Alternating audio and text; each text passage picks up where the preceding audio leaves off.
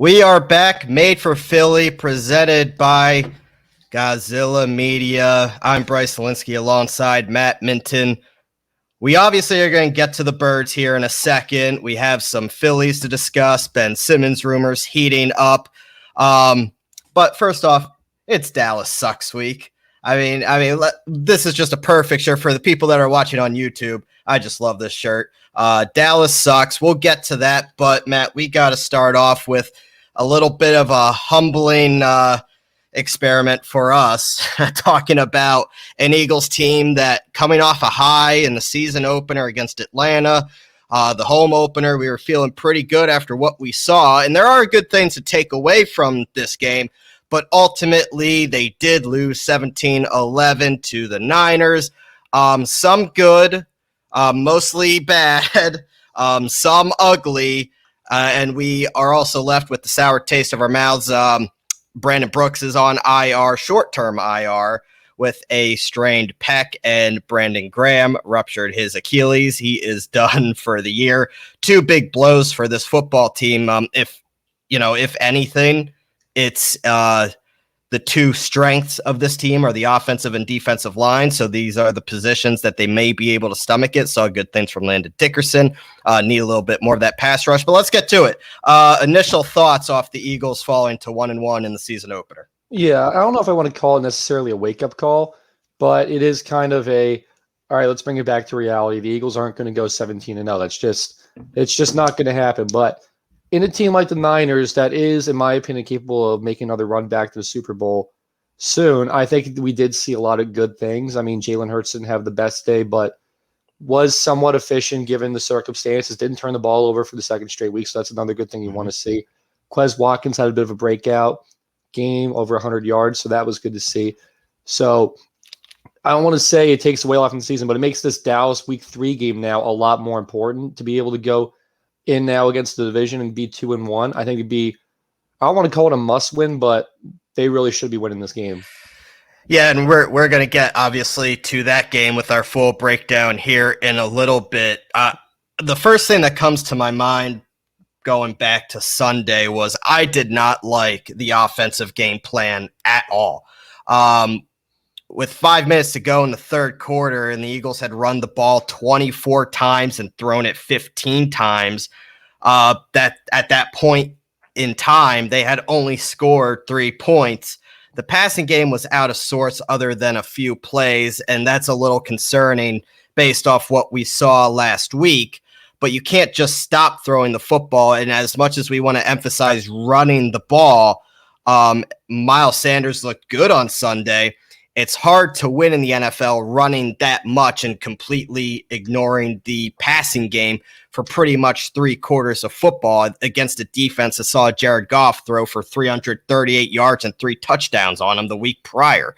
Sirianni didn't really start dialing up much of a passing game until the Eagles were down 14-3, which is what they had to do, was throw the football at that point to play catch up.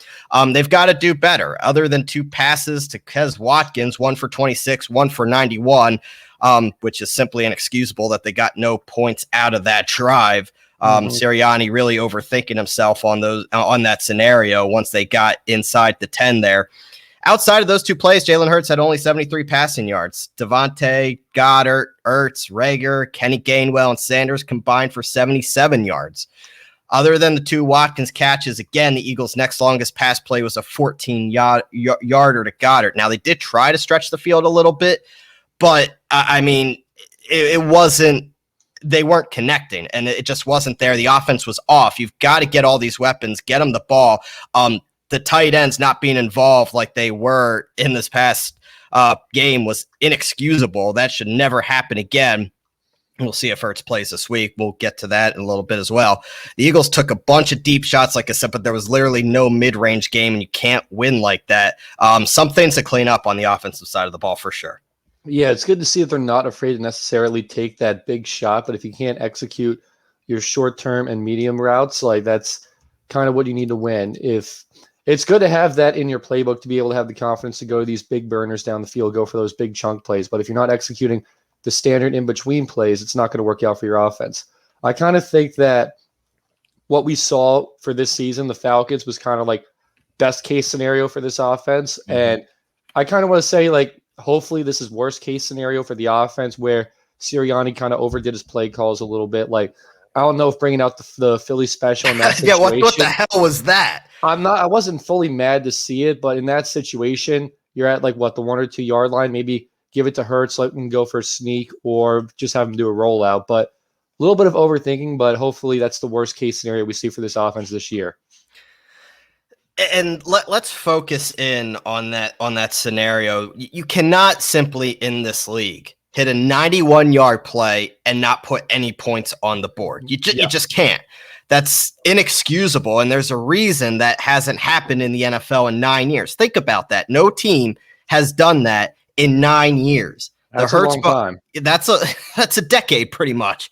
The Hurts bomb to Watkins was a thing of beauty, and I loved the fact that they were aggressive so deep into their end zone. I mean, they were at the 3. Hurts was in shotgun in the end zone. After a Niners penalty, the Eagles had 1st and goal on the 1. On the 1, Matt.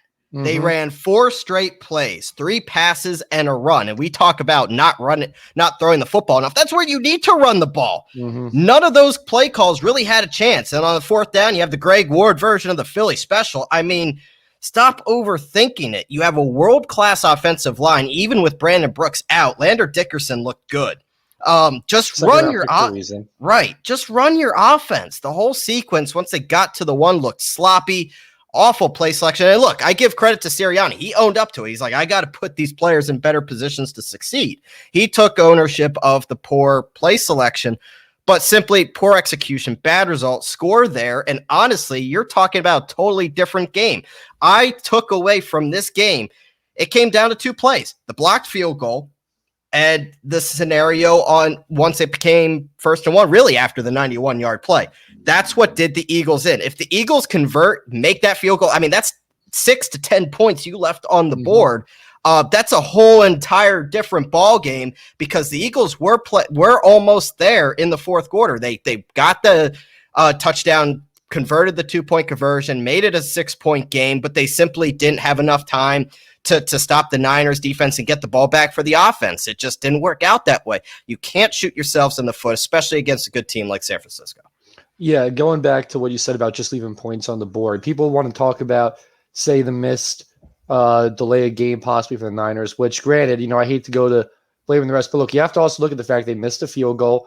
They overthought themselves in 3 straight plays down at the 1, or 4 straight plays, actually. It's the little things like that are going to go the long way. And if anything, it's good to see Sirianni made some of those mistakes early on because this season's a learning experience for him just as much as it is for the rest of this team. So he needs to make those mistakes to understand, okay, 1st and goal from the 1, future off.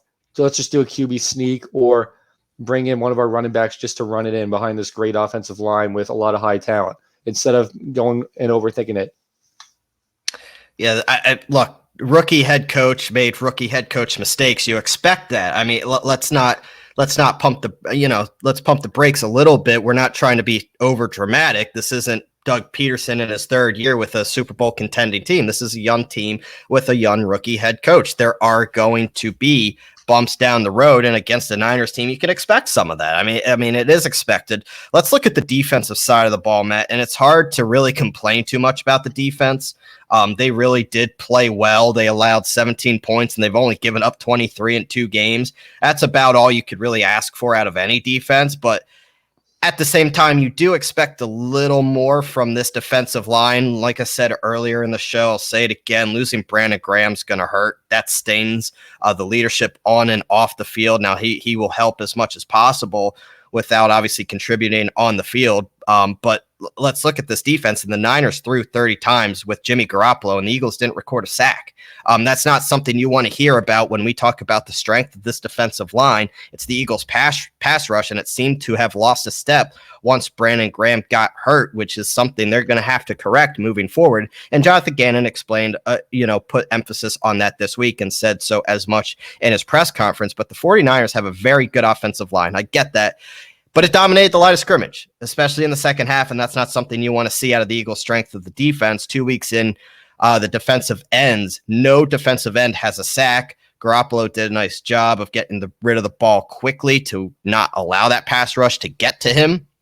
But for the most part, this was just more about the Eagles pass rushers not getting home.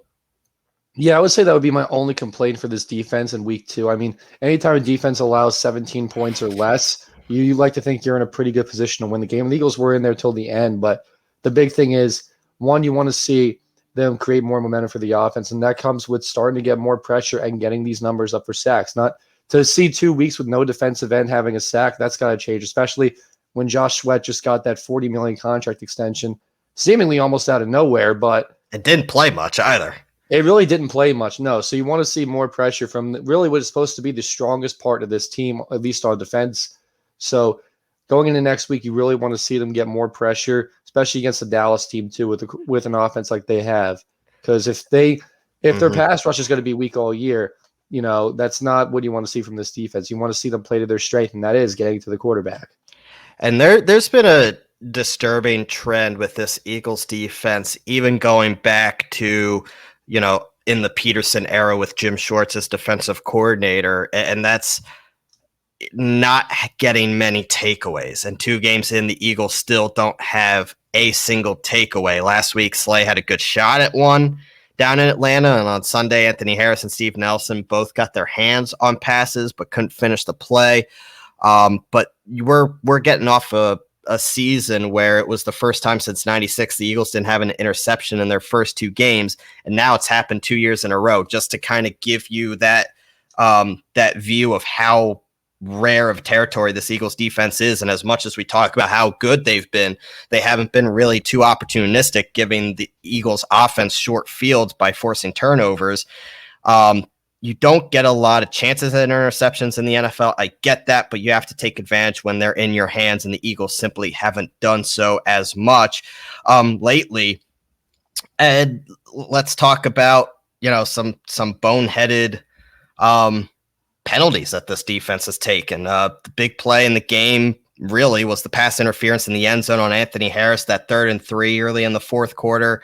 The Niners were only up 7-3, I believe, at that point. Harris was covering Sanu, and the thing is, he didn't even need to interfere with Sanu. I don't even think the ball was catchable. And Harris panicked and it just absolutely mauled him, and it turned into the Niners going up, just simply unnecessary. And the one that really has been the talk of the town, and I'm sure this is what you want to talk about too. Derek Barnett's personal foul. And this is not the first time we have seen Barnett do something stupid at a costly moment. He has a knack for these bad penalties at the worst possible time, and he just does not play with any discipline. You would expect that. This is year 4 now for Barnett.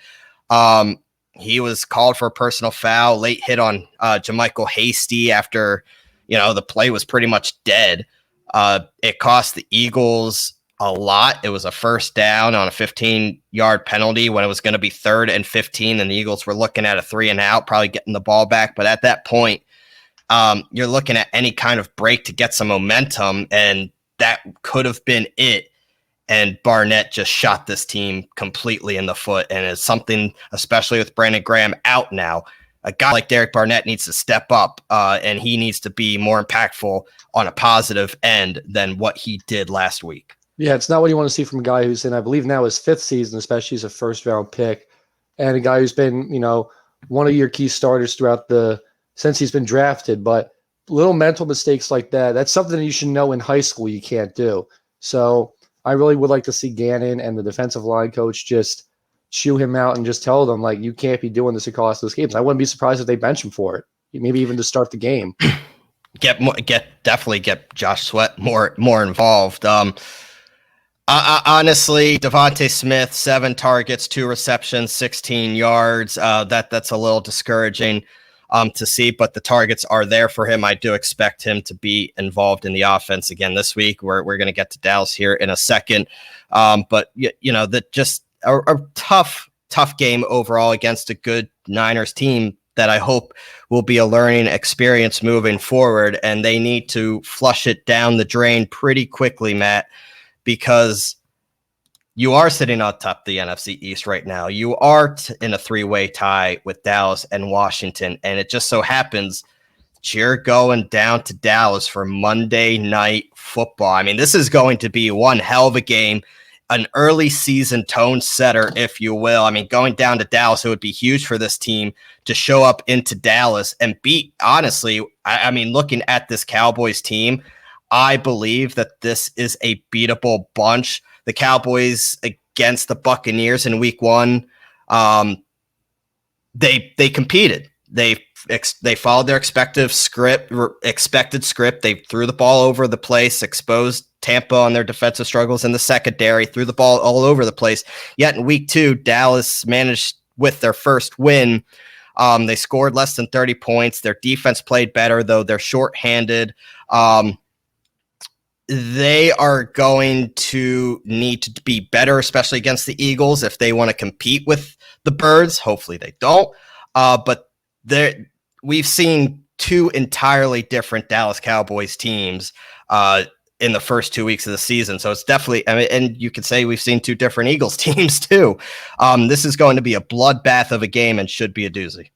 Yeah, I'm really excited. And, I'm excited because, the Eagles have a history of playing well in Jerry World, and over the last couple of years at least. Mm-hmm. But to go down into a division rival's home early in the year, and possibly who, now that Fitzpatrick's gone, could be your biggest competition in the NFC East, it'd be a really big win early on in the season for them to put Dallas down in the grave.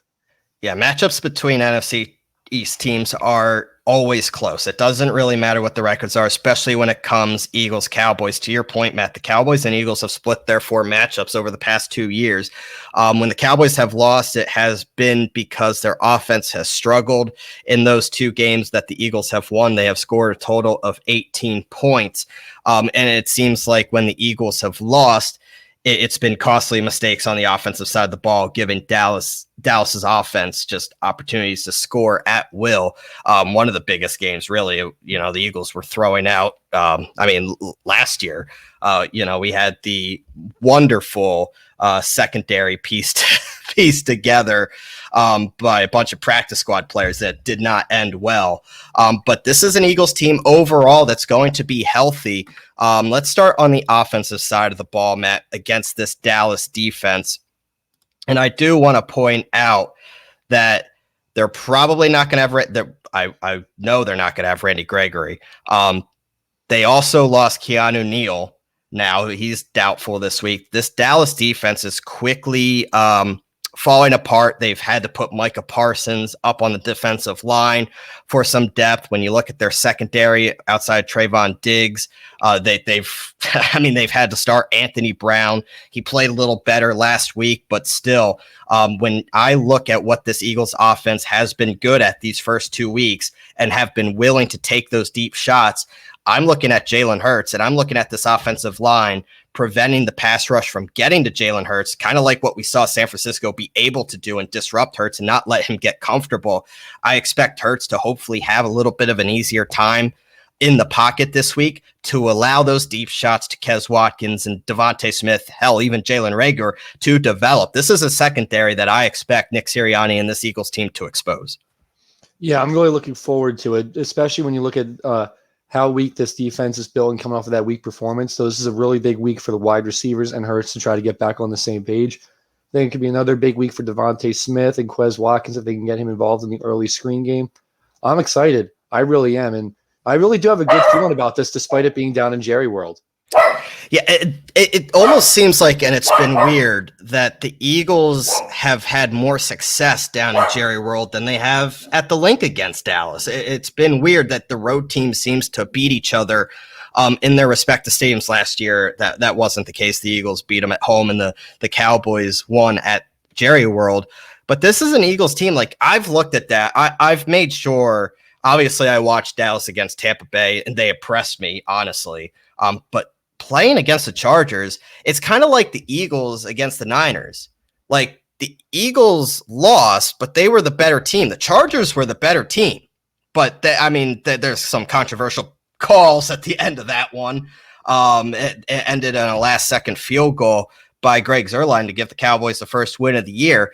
But it just seems to me, especially on this defensive side of the ball, that the Eagles are going to be able to dominate the line of scrimmage with this offensive line. Now, at this point, Landon Dickerson is expected to start at right guard for Brandon Brooks.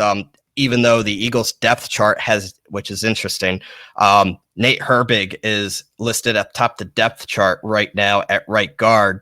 But I expect Dickerson to be in there, and we saw a lot of good things from him last week when he stepped into Brooks. The running game did not skip a beat with Dickerson in there in place of Brooks. And really, that right side was not where the pressure was coming. It was that left side. Even though Mailata played well, Bosa was the main disruptor there. But Mailata faced, Nick Bosa and really held his own. Now he's going to be asked to probably face the likes of Jalen Smith if they put Micah Parsons on the outside there as well. Not as daunting of a task, but certainly a guy like, Mailata, it's kind of nice that they're going to luck out not having DeMarcus Lawrence this week. I think that's going to be a huge blow for this Cowboys defense. I think so, and it's definitely something the Eagles have to take advantage of right from the get-go. Granted, Micah Parsons looked effective in his first start at defensive end, but you got to understand this is a rookie linebacker being converted to the defensive line. So you really need to see Lane Johnson and Jordan Mailata stick to their game plan. I think that if they do, play up to their talent, I think the pass rush for Dallas should be borderline non-effective. Yeah, and let's hope so. And when you look at what the Eagles should really do on the offensive side of the ball going into this game before we head to the defensive side, get Hurts going early. I mean, I know we like to rely on the run game, certainly get Miles Sanders running early as well, but take advantage of the RPO. You're going to have time to do those RPO plays. Start off, and I feel like they didn't really do this against San Francisco. You and I talked about, it should be a really, copy and paste game plan from week 1 in Atlanta last week, and they didn't do it. Those quick screen games to Kez Watkins really got Hurts into a rhythm, and he seemed to just build the confidence from there. I'd like to see Sirianni go back to that. I mean, we did see some screen plays, but it was later on in the game, and it wasn't as frequent. Get the ball out of Hurts' hands quick.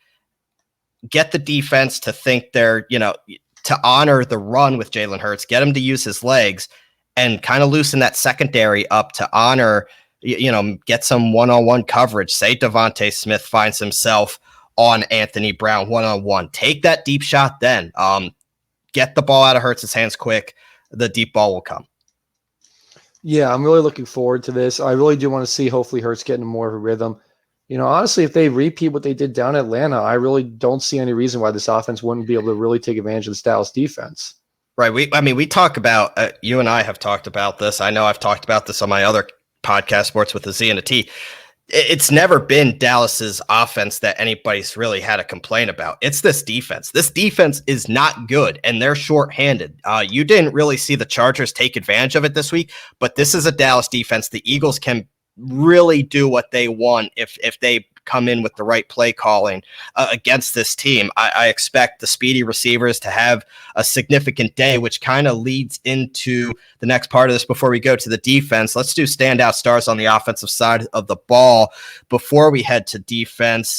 Matt, I mean, we thought that the wide receivers were going to have a big day last week. That obviously didn't happen. Are we sticking with that this week? Is that where you're going with your standout star, or is it going to be someone else? I think I'm going to stick to wide receivers for this one. I think when you look at this Dallas defense, I think there's just too many opportunities for us to exploit them. I'm going to go with Devonte Smith. I think he's got an option to really have a bounce back week and show more of his week 1 self.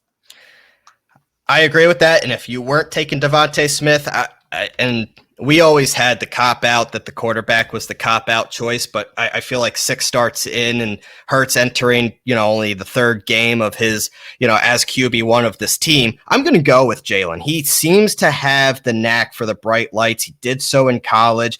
He's played in Jerry World before in front of a loud crowd with his days in Bama and Oklahoma.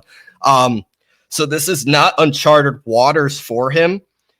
he owned up to his performance last week. We saw what he could do down in Atlanta. This defense is not that good. I expect Hurts to have a bounce back game. I think he's going to come in with some swagger. He knows that it's Dallas week. He knows that, if the Eagles go 2-15, those 2 wins better be against Dallas. He knows what's on the line here. I'm going to go with Jalen Hurts. I think he's going to throw for over 300 yards too. I think this defense, look, the secondary is not good, and you have the burners for some big plays. They were close last week. It wasn't that abysmal to think that the big plays aren't going to happen. I think they're going to be there this week. And hey, if my standout star to your standout star happens once or twice for a big play, wouldn't mind that. Let's head to the defensive side of the ball now, and that's really what we want to talk about now, because it's this Cowboys high-flying offense. They put points up in bunches. They have the ability to do so. However, this is a Eagles defense. They're going to be without Brandon Graham. Who knows if Rodney McLeod's going to finally get into some action. He's missed the first 2 weeks. He's questionable right now. I'd be surprised if we saw Rodney McLeod this week. I think he's still week or 2 away, but that would be a nice boost to this defense. But more of the story, Matt, and I want to get to this, is the Dallas offense. I mean, Dak looks good. Don't get me wrong. They still have plenty of weapons, but they're banged up just as much. I mean, you have Amari Cooper that's questionable. They're hopeful that he'll be ready to play week 3 due to a rib injury, but reports coming out that they don't know. He was very limited in practice. So I think the Cowboys are going to need to see more out of Cooper to have him play. That'd be a big blow, in my opinion. You already have Gallup on IR with a calf injury. Lyle Collins is out with that 5-game suspension for violating the substance of abuse policy, which is huge for the Eagles. Rev up and blitz if you're Gannon, because I think that's what you're going to need to do to get Dak off his game, but we'll get to that. So no Collins, no Gallup. You might not have Amari Cooper. This is, I mean, tell me if I'm not reading this wrong, but a Dallas offense that they haven't really gotten Zeke going. Tony Pollard's been outplaying Zeke, but you're giving Zeke $15 million guaranteed each year, so you're going to have to play him. You're possibly down to, a not healthy Amari Cooper, CeeDee Lamb, and Cedric Wilson. Dalton Schultz is not anything over, too impressive at the tight end position. And your offensive line, all of a sudden, that right tackle spot with Terrence Steele, that's definitely a position that I'd love to circle. And, hell, maybe even get Javon Hargrave on the outside on some of these plays, see what he could do. Get Josh Sweat involved. This inside, Connor Williams, Tyler Biotic, and Zach Martin, that's a solid interior offensive line, but nothing this Eagles defense hasn't seen before. I just feel like the Eagles are getting this Cowboys team at the right time right now. It does seem like the whole perfect storm, and it's just something that they got to take advantage of, especially for this defensive line. Yeah, this defensive.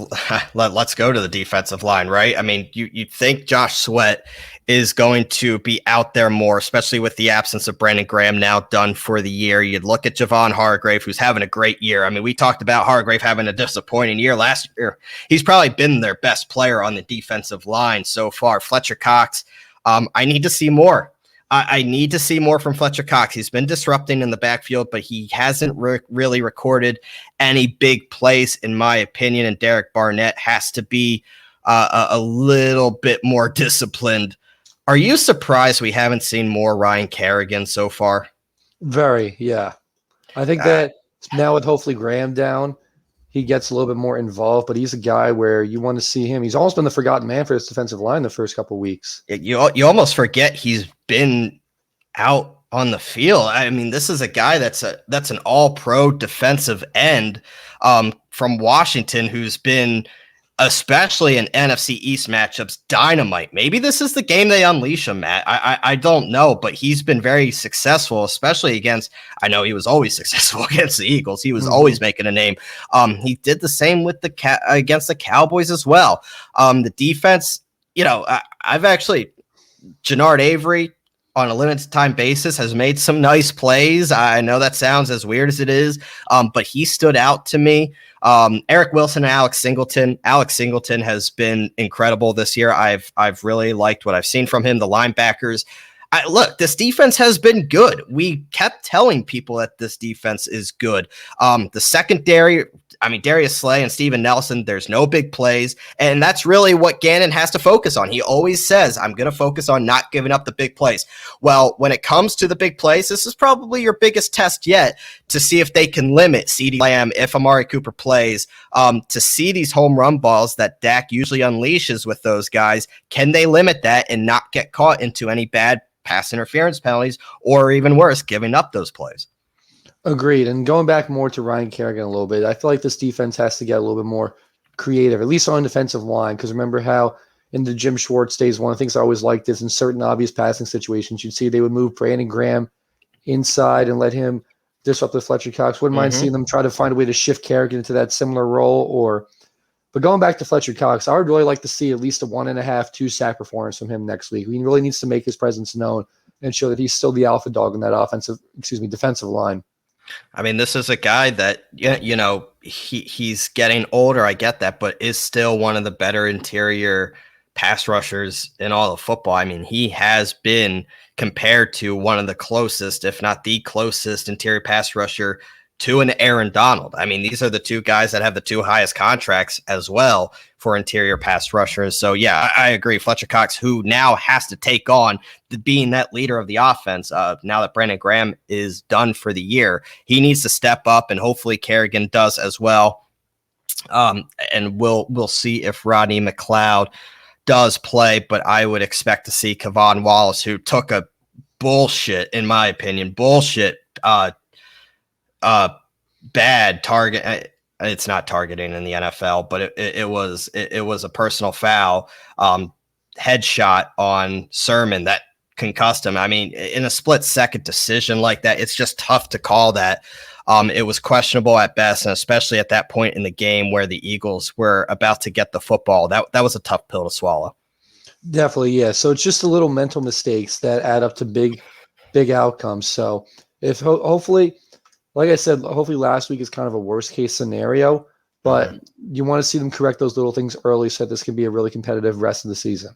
All right, let's go to standout stars on the defensive side of the football. I'll let you go first. Who's going to be our standout on the defensive side to help the Eagles win?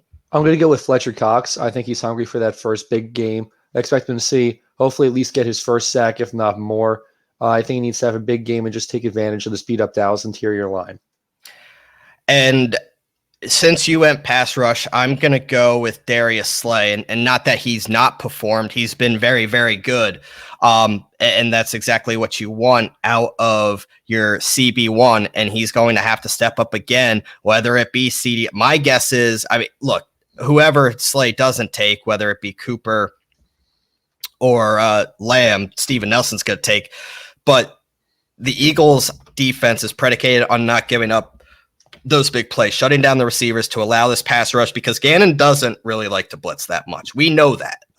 He likes that 4-man pass rush, which means these corners are going to have to be in lockdown mode against these receivers, which for the most part this year they have been. I'm not saying they haven't, but Darius Slay is definitely one of those guys against receivers like CeeDee Lamb and Amari Cooper is going to have to step up in a big way if this defense wants to play to their game plan and allow this pass rush to get there. The corners are going to have to step up, and that starts with Darius Slay. Yeah, I think that would have been my alternate. He's been statistically good since we've gotten him, but to see him hopefully get a couple more turnovers and his trademark big play slays, so it would really go a long way to help this defense. All right, the time has come, Matt. We are both 1-1 after both picking the Eagles last week to win their home opener. Look, my gut says this is going to be a really, really tough game, but I'll let you go first, but I know where I'm going, and I think I know where you're going. This is a big game for the Eagles, especially early on in the year. You don't look past Dallas, but you got the Chiefs coming up, so it'd be nice to win this interdivision game. This is a big-time game, Monday Night Football, Jalen Hurts, primetime lights in front of a jam-packed Jerry World. This is their home opener. What better opportunity is it than this to come in and spoil the home opener for the Cowboys in Jerry World? Do the Eagles do it? I think they do. Yeah, I think that when you look at their defensive holes and the amount of injuries that they're starting to catch up with them, I think this is an Eagles team that's going to come in angry after losing their home opener, and they're going to want to spoil Dallas's home opener. Got a final score for me? Final score, I think it's going to be a very tough fought game. I'm going to go 27-21. Actually, I like 20. it. I'm thinking actually 27-24. Now they say that to myself. I was going to say, now you're going to have me pacing back and forth in front of my TV until midnight. Now, question before I pick mine. Are you going to watch the actual Monday Night Football broadcast, or are you going to watch the Eagles game with Peyton and Eli? I'll have to get back to you on that. But I watched it. Look, it's cool. It's hit or miss. It's hit or miss for me. It's a cool experience, but the game is on delay, and I don't know. I like just watching the game. But it is a cool experience. I do like Peyton breaking it down, but I'm not going to want that extra noise when I'm watching my Eagles play Dallas. So it's a cool experience, but I'm going to be watching the broadcast. The Monday Night Football crew's been much better with Levy and Riddick and Greasy. They've been much better. So I think I'm going to tune into the normal broadcast, but it's going to be a fun game. Guess I have to make my pick now, huh? There's no way in hell that I'm taking Dallas to beat Philadelphia, especially this early on in the season. I mean, I think this division is going to come down to Dallas and Philly. Matt, I know you agree with me on this. This would be huge for the Eagles. One, to get, kind of that head start on Dallas. First of all, starting 2-1 in the first 3 games. I think any Eagles fan would have signed up for that before the season started. With one of those wins being down in Jerry World, yeah, absolutely. This is going to be a tough game. It's going to be a dogfight. It's going to be a little high scoring, though. I think because of the Cowboys' offense, the Eagles are going to have to put up points, and I think they're going to be able to. But this is the best offense that this Eagles defense has faced so far this year.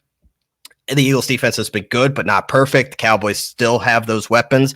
I'm going to go 31-27 Birds, but here we are, both you and I, once again, taking the Eagles. We're 1-1 to start the year. Hopefully, we both improve like the Eagles to 2-1, and hopefully they move on to playing Kansas City on top of the division. That would be one hell of a talking point next week. We'll see. We'll see if we can get there.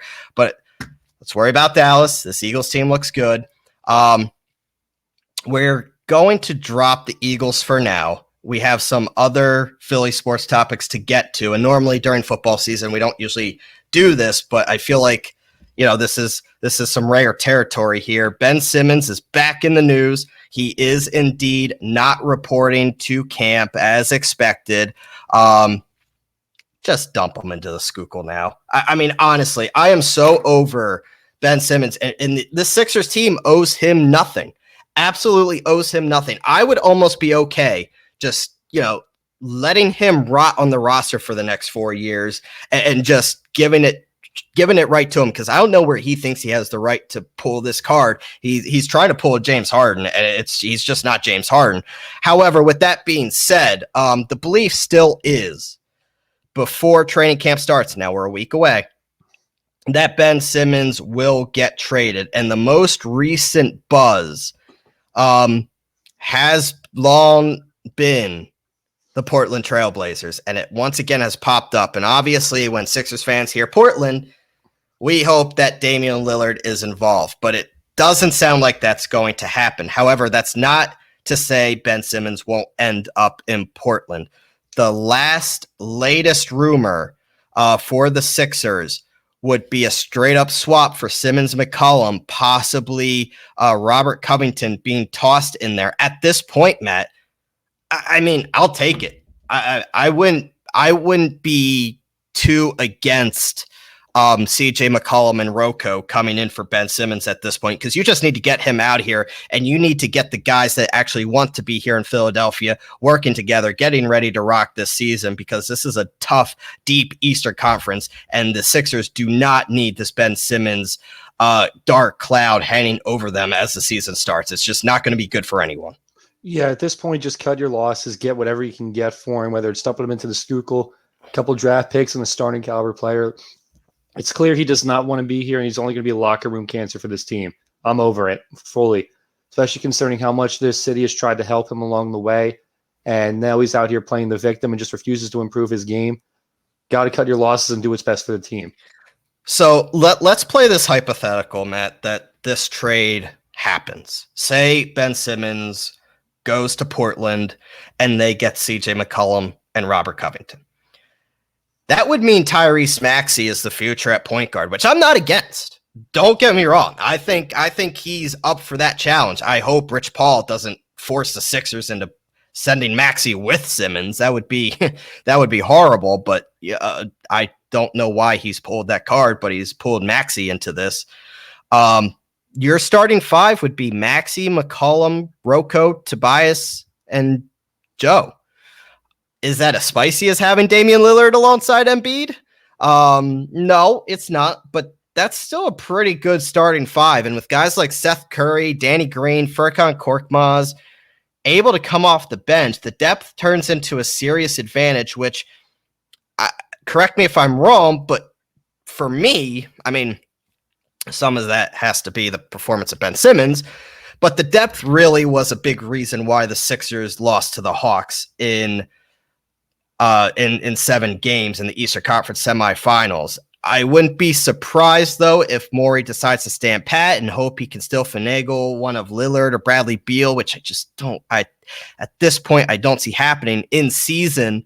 But if this is the deal he decides to go with, it wouldn't be the worst idea, and you could certainly do a whole lot worse than that starting five I just mentioned. There really are worse opportunities out there. At the end of the day, all I want is for this team to be without one less locker room cancer, and that's Ben Simmons in this situation. You got to think long-term, because finding him and just not trading him in the beginning of the season, it's not going to work out for anybody. It's going to be a really bad work environment for all the players. The sooner you get him out of here, the sooner you just take a breath and get done with it. And there's reports that if Simmons does indeed hold out and the Sixers start finding him and he still doesn't show up, Adam Silver is going to get involved. I don't want any of that. I want none of that. Get him out of here for a bucket of basketballs, and let's just be done with it at this point. Dumping him in the Schuylkill and let's move on. I mean, this is still a talented team. Now, do I think they're going to be the favorites if they don't bring in Lillard or Beal? No, they're not going to be the favorites in the Eastern Conference. It's deep, but it's still going to be a competitive bunch, and who knows what Morey will be able to pull off at the deadline. I mean, we'll see how the season goes, but this is still a talented bunch. Let's move on. We have a couple minutes left, Matt, and they're still hanging on. They're still hanging on by a thread. The Fightins, with 11 games to go, Matt. We are 3 games behind the Braves. Keep in mind they have a big series against the Braves coming up. By the time the show airs, the rubber match between Baltimore will have concluded. Really tough to see them drop the first game against Baltimore, but luckily they were able to bounce back in extras against Baltimore and win. I mean, this is a 48-win team that the Phillies are struggling against, and the conversation of struggling against teams under 500 continues. It's just been simply unacceptable for this team to do that. But nonetheless, 3 games behind the Braves in the National League East standings. And when you look at the wild card, they're slowly losing grip of contention there, with the Cardinals have won 10 straight games, and the Phillies find themselves 4.5 back of the Cardinals for that second wild card spot. So it seems like, Matt, at this point, if the Phillies make the division or make the playoffs, it's going to be winning this NL East. It's not to say they can't do it. One more game against Baltimore, and obviously, as you're listening to this episode, hopefully they win, but that game will be over. So as this show airs, you have 4 against Pittsburgh, 3 at Atlanta, and then 3 at Miami to close the season the first weekend of October. It's all in front of this Phillies team. You got Wheeler Wednesday evening against the Orioles. Then you have Nola, Gibson, and Ranger the first 3 games of Pittsburgh. Then a bullpen game, which is setting up at Atlanta, Wheeler, Nola, Gibson, which is exactly how you wanted to draw it up. The matchups are there. 3 games out. Does this? We'll talk about it again next week. I know we will, unless something unforeseen happens against Pittsburgh. Is this something that the Phillies can pull off? I mean, we've seen this team go through peaks and valleys here of inconsistency. They look like one of the best teams in baseball, and then can't get out of their own way against Baltimore, losing 3 of 4 against Colorado. But I mean, it's all there for them. This team can do it, and led by he has to be the MVP favorite at this point in Bryce Harper. I think regardless, it's going to come down to that last series in Atlanta. I keep saying they can do it, but they have shown that they have struggled to get it done pretty much the entire season. Yet they're still right there. And for the last time, it's pretty much now or never. How badly does this team want to play postseason baseball for the first time in a decade? How much do they want it? Bryce Harper wants it. JT seems like he's coming around a little bit. Mm-hmm. Don't know what Didi's still doing in the lineup. I can't stand watching him just strike out and pop up anymore. But if the pitching's there and this offense is there to back him up in sync, if they can take 2 out of the 3 in that final Atlanta series, I think they'll be able to win the division. I think they'll put themselves in position the rest of these games to be in that situation where it's like, okay, whoever wins this Atlanta series wins the division.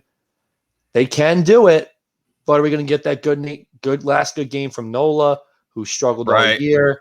Is the bullpen going to stay, managing these bullpen games? Is Joe Girardi going to bring himself together and get this mentality that this team needs? I don't know. That's really it. During the crunch time, you look at Joe Girardi as one of those guys that's been there, done that, and I couldn't have less confidence in any other manager in baseball than I do Joe Girardi to manage this team to the playoffs. But you look at, I just mentioned how favorable the Phillies schedule is, and it doesn't matter. You got to win these games. Throw out the records. These teams want to play spoiler. How much it would make Baltimore and Pittsburgh seasons if they, in Miami for that matter, if they could go out there and spoil your season.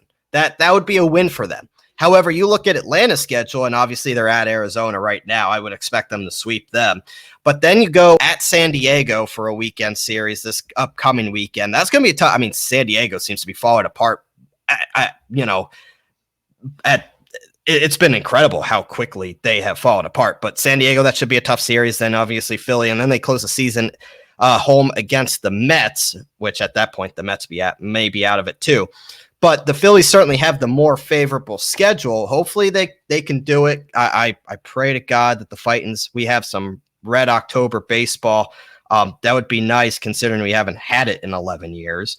It would be nice to see Bryce Harper and JT Realmuto in the playoffs for once, for God's sake. But it's been frustrating. It's been frustrating, maddeningly frustrating to watch. But bottom line is they're 3 games out, and who knows? I mean, with this rotation, you get into the playoffs, and anything can happen with Wheeler on the bump.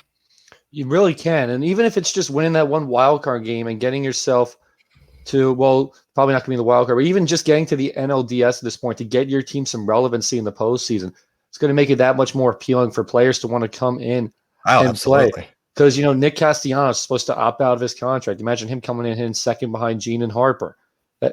Little things like that. You have a strong-looking rotation. If hopefully Nola can have a bounce-back year, you know what Wheeler is. Gibson can be a solid back end of the rotation. You got Rangers look like a potential ace throughout his time as a starter. There's a lot of good pieces there if you can find that 1 or 2 extra pieces that come from proving you can be a postseason team. And I don't want to look too far ahead and get our, hopes up. But if Philadelphia were to go to the NLDS, Matt, they play the Brewers. We've seen the Phillies have success against this Brewers team. We've seen them play well against them because San Francisco would be stuck playing the Dodgers because the Dodgers would be the likely wild card team. I don't see anybody beating the Dodgers as the wild card team. Either way, the Giants are only 1 game up on the Dodgers, but between the Giants and the Dodgers, I don't see one of those wild card teams, that second wild card team, beating them. So it's almost in the Phillies' interest to win this division. It's all in front of them. Right now, they have a 17.2% chance of winning the division and making the playoffs. That's not great, but it's an analytics game, so that's the stat out there. But take care of your business. Get hot. Get down the stretch. This kind of reminds me of that 2008 run. They had to play catch up down the final 2 weeks of the season then too to reel in the Mets, and anything can happen. You've seen teams get hot in October and make a run. So You're saying there's a chance. I'm saying there's a chance. I don't know how big it is, but there's a chance. Oh man, and obviously next week we'll be talking about that. Hopefully, we'll be talking about the Phillies really in the Braves. We'll be midst of that Atlanta series when our show airs next week. But that'll be it for this week. We have a big week of football coming up Monday night down in Dallas. The Eagles look to take on the Cowboys to regain sole possession of this division. The Phillies are pushing through. The Sixers are back in the building. The Flyers are back in the building as well. Things are heating up on that side. So 4 for 4, all the big sports are heating up, and Penn State Nittany Lions, big win, whiteout against Auburn. Just had to throw that out there. But no, this is going to be a big week of football, definitely. It's that time, baby. It's that time. It's that beautiful. You in it. How's your fantasy teams doing? We haven't talked fantasy on this podcast. How's your team? How's your squads doing? I'm in 2 leagues now. I'm in one with my buddies from school, and I'm in one with my buddies from work. The one for work, I completely missed the draft, but I got Jalen. It's one of those weird leagues where you're playing with defensive players now too. So I'm still trying to figure out that out. I don't know exactly how it works. We're 1-1 in both leagues, I think. Shout out to Jalen Hurts for being my work league quarterback. There you go. Justin Herbert is the guy for my school team. He's been up and down for the most part. Alvin Kamara has been non-existent for me, so that's great. But I love Kamara, but yeah, I know he's been rough. Cooper Kupp's been a stud. Yeah, so I'm hoping for more of that. But 1-1 in both leagues. So as long as I don't get left, that's all I'm looking for. I rode the coattails of the 51-point Aaron Jones game on Mondays in one of my leagues, so I'm pretty happy about that. But I have a problem when it comes to fantasy. By literally anybody asks me to join a league, I say yes. I'm in 5 leagues. So, it's been good. Overall, I mean, worst teams 1-1, and I have a couple teams that are 2-0, so can't complain, but it's that time of year. I love fantasy football, but temperatures are still hanging on up here in New York. It's supposed to be getting cold soon. I'm supposed to golf this weekend, and I'm a little nervous about that because by the looks of it, it's going to be about 48 degrees at tea time at 9:30 in the morning. So that's going to suck. But no, it's you're telling me. But no, it's that awesome time of year for sure. Keep it locked into all our Twitter accounts. At Made for Philly is the main one. Myself at ZBryce21 and Matt's at Matt__Minton with an I. Keep it all locked in. As always, we are presented by Godzilla Media. This was Made for Philly for Matt. I am Bryce. Fly, Eagles, fly. Ring the bell. We will see you next week. Stay safe out there.